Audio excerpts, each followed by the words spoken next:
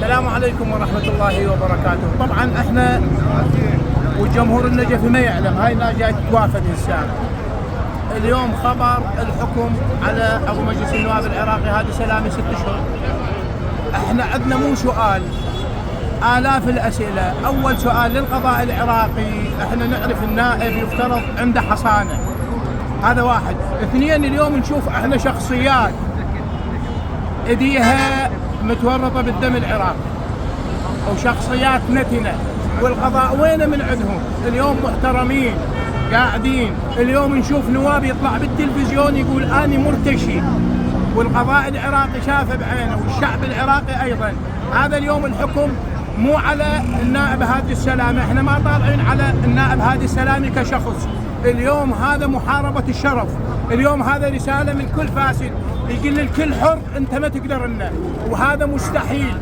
اليوم هذا الجمهور النجفي واحنا كاعلاميين ناشطين كل الفئات العراقية اليوم نساندها وما نرجع، بالعكس هذا السلامي راح يصير شعبيته تقوى اكثر والى اسوة، وهو متوقع يعني اللي يوقف هذه مواقف هذه السلامي وغير هذه السلامي، هذا الامر عنده متوقعه.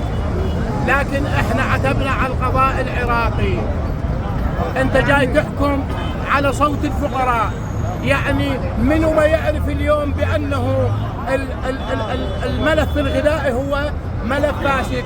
منو ما يعرف اليوم الغذائيه مسروقه؟ وهذه مشكله هي. لكن احنا، وهذه رساله ايضا انا قلتها، اكو جهات تتهم هذه السلامي، اطاري تتهمه اليوم هم الاطاريين حكومتهم هذه السلامي انحكم.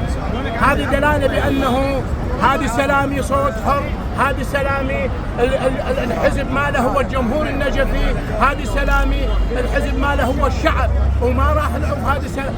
واحنا كشعب ويسمعني الجمهور النجفي يفترض ايضا، وهل جزاء الاحسان الا الاحسان. هذه السلامي ما واجه هذه الناس على مود، اني شخصيا والكل واصلين البيت هذه السلامي والله كرسي ما عندنا نقعد عليه، كرسي نقعد نروح 10 نفرات يصير الرجل محرج وهو نائب عضو مجلس نواب وناس يعني ما اعرف بعد. اكتفي بهذا القدر. احسنت استاذ.